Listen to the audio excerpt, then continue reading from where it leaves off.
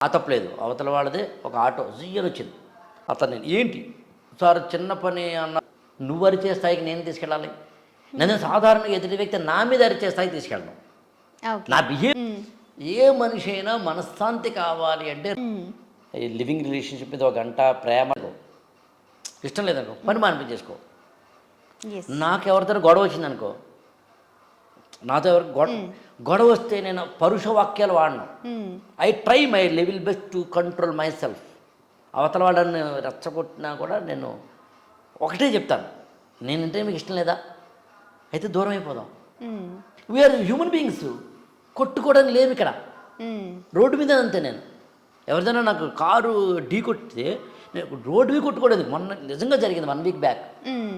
నా కారు నా తప్పలేదు. అవతల వాళ్ళదే ఒక ఆటో జియ్యని వచ్చింది. వాడు దిగాడు నా మీద చాలా అగ్రెసివ్ అవుతుంటే ఒకటే చెప్పాను, అంత అగ్రెసివ్ అవ్వడం వల్ల బీపీ వస్తుంది కదా, చక్కగా నేను పక్కన ఆపుతాను ఆ కారు, నువ్వు కూడా పక్కన ఆపు ఆటో అని. ఆటో ఆపాడు. హ్మ్. అప్పుడు కూడా అగ్రెసివ్గా నేను చాలా సింపుల్ చెప్పాను, మనతో కొట్టుకోవడం ఎందుకు, పోలీసులు ఉన్నారు కదా, హ్మ్. పోలీసు పిలు, నేను వెయిట్ చేస్తాను, నువ్వే పిలు, బట్ నేను పిలిస్తే ఏదో రికమెండేషన్ అనుకుంటావు కదా, నువ్వు ఏదో ఉన్నాయి కదా హ్మ్. హ్మ్. 100 ఇది ఉంది, లేకపోతే పక్కన పోలీసు ట్రాఫిక్ హ్మ్. హ్మ్. పిలు, దీనికి పోలీసులు ఎందుకు సార్ అన్నాడు. మరి దేనికి కావాలి పోలీసులు మరి అంటే చిన్నదని నువ్వే ఒప్పుకుంటున్నావు కదా. ఓకే. అప్పుడు కూర్చోబెట్టి కావాలంటే కొబ్బరి నీళ్ళు తాగు, ఒక విషయం చెప్తాను, లైఫ్ చాలా పెద్దదయ్యా, దానికోసం కొట్టేసుకోవాల్సిన అంత అవసరం లేదు.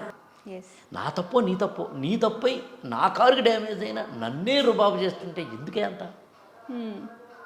నేను ఎవ్వరిదేనన్ను, ఇంక్లూడింగ్ నేను చాలా సందర్భాల్లో డబ్బులు పోగొట్టున్నాను తెలిసిన ఆశ్చర్యపోతావు నువ్వు.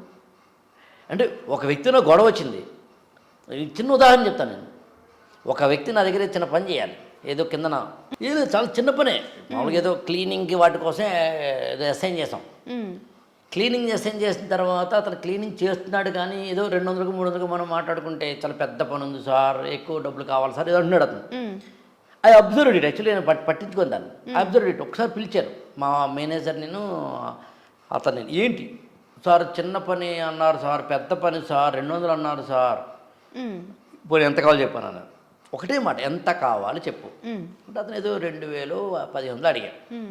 అతను చాలా ఎక్కువ అడిగాడు, నాకు అర్థమవుతాను. ఆ! నా అమాయకత్వం మంచితనాన్ని అమాయకత్వం అనుకోవడం వల్ల నేను ఎప్పుడైతే నువ్వే ఎక్కువ ఎంత కావాలని అడగమన్నప్పుడు ఆ అవతల వ్యక్తికి అర్థమైపోతుంది కదా ఈడెవడో అమాయకుడని. హ్మ్. అందుని వెంటనే అంటే మా మేనేజర్ ఆమె, సార్ దీనికి అంత పెట్టక్కర్లేదని, నాకు తెలిసి పెట్టక్కర్లేదని, హ్మ్. ఎంతసేపు అయింది స్టార్ట్ చేశాను నేను, ఎంతసేపు అయింది స్టార్ట్ చేశాను, అప్పుడే 15 నిమిషాలు అయింది, 50 రూపాయలు చేతిలో పెట్టి ప్రశాంతంగా వెళ్ళిపోనాను నేను. అతను మళ్ళీ వచ్చి సార్ పని కూడా అన్నాడు, ఇవ్వనన్నా నేను. హ్మ్. మాట తప్పు, నేను నీతో గొడవ పడ్డానికి లేను, నేను గొడవలు వద్దు అక్కర్లేదు. అంటే నా ఉద్దేశం ఏంటంటే మంచిగా బతకడానికి చాలా అవకాశాలు ఉండి అవును. చెడ్డగా ఎందుకు బతకాలి. హ్మ్. ఇప్పుడు నీతో నాకు ఏదో కమ్యూనికేషన్ గ్యాపో మనస్పర్ధో వచ్చింది, డిఫరెన్సెస్ ఆఫ్ ఒపీనియన్ వచ్చింది, తిట్టాలా, హ్మ్. తిట్టుకోవాలా, మనతో కొట్టేసుకోవాలా, ఈ రెండూ కాకుండా చేయలేమా. నేను అరిచే స్థాయికి నువ్వు ఎందుకు తీసుకెళ్ళాలి, నువ్వు అరిచే స్థాయికి నేను తీసుకెళ్ళాలి. నేను సాధారణంగా ఎదుటి వ్యక్తి నా మీద అరిచే స్థాయికి తీసుకెళ్ళను. ఓకే. నా బిహేవియరే కదా నువ్వు అరుస్తున్నావు, హ్మ్. నేను అరిచే స్థాయికి నువ్వు వెళ్ళొద్దంటాను నేను. హ్మ్. కానీ నువ్వు అరిచే స్థాయి నేను ఇవ్వను. అందుకని వెంటనే ఏమంటాను, నీకు ఏం కావాలి చెప్పు, నీతో నాకు గొడవ వచ్చింది కదా, వెంటనే మాట ఏం కావాలి చెప్పు, డబ్బా తీసుకో, ఫలానా ఏదో ఫేవరా తీసుకో, హ్మ్. నా నుంచి సారీయా తీసుకో, ఓకే. ఎందుకు కొట్టుకోవడానికి లేం, కొట్టుకుంటే ఈ క్షణం నేను చచ్చిపోతే బతికించగలవా, హ్మ్. వైస్ వెర్సా, ఎందుకింత కక్షలు దేనికి, కార్పణ్యాలు దేనికి. ఇదే కదా బ్రాడర్గా చూస్తే ఇజ్రాయెల్ సమస్య, ఇదే బ్రాడర్గా చూస్తే మనకి కువైట్ సమస్య, ఇదే బ్రాడర్గా చూస్తే ఇరాన్ ఇరాక్ సమస్య, ఇదే బ్రాడర్గా చూస్తే కదా ప్రపంచ యుద్ధాలు. ఇది బ్రాడర్గా ఏంటి, రెండవ ప్రపంచ యుద్ధానికి కారణం ఇదే కదా. హ్మ్. మరి మన ఇంట్లోని యుద్ధమైనా అక్కడ యుద్ధమైనా కామన్ ఎలిమెంట్ ఒకటే, human being is not human being, that's all. I expect that human being should be human being. Yeah! అందుకే ఎప్పుడు కూడా ఏమంటారంటే దాన్నే తరతమ భేదం లాంటి పదాలు వాడతారు యాక్చువల్గా. హ్మ్. నీకన్నా పెద్దవాళ్ళతో నువ్వు గొడవ పడుతున్నప్పుడు పెద్దరికాన్ని నిలబెట్టుకుంటూనే దాన్నే కదా బిహేవియరల్ ప్యాటర్న్స్ అంటారు.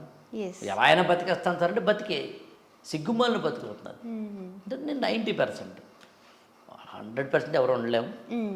నా దృష్టికి వచ్చినంత వరకు నేను ఏ విధమైనది లేక సరే ఒక మనిషి మనశ్శాంతిగా హ్యాపీగా ఉండాలి అనుకుంటే కావాల్సింది ఏంటి?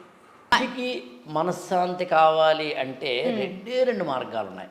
మరి అది చేస్తారులే తెలియదు. మరి ఏ మనిషి అయినా మనశ్శాంతి కావాలి అంటే రెండు పనులు చేయాలి. ఐ రిపీట్, ఏ మనిషి అయినా మనశ్శాంతి కావాలంటే రెండు పనులు చేయాలి. ఒకటి మనుషులు లేని అడవుల్లోకి వెళ్ళిపోవాలి, లేదా చచ్చిపోవాలి.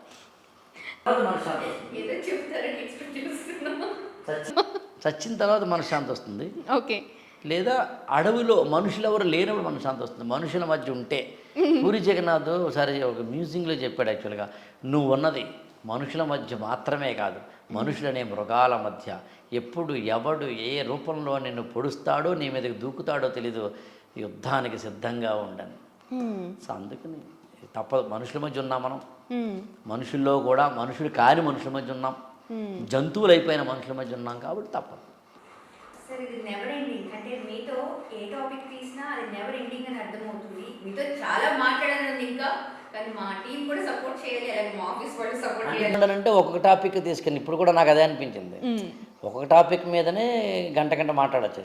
దేవుడి మీద ఒక గంట, మతం మీద ఒక గంట, కులం మీద ఒక గంట, స్త్రీ పురుష సంబంధాల మీద ఒక గంట, లివింగ్ రిలేషన్షిప్ మీద ఒక గంట, ప్రేమల మీద ఒక గంట, విడాకుల మీద ఒక గంట, పెళ్ళి చేసుకున్న తర్వాత ఎలా ఉండాలి గంట, దాంపత్య జీవనం మీద గంట, పిల్లల్ని పెంచడం మీద గంట, వృద్ధాశ్రమాలు, అనాథాశ్రమాలు, ఇలాంటి వాటి మీద ఒక గంట బోల్డ్ ఉన్నాయి టాపిక్.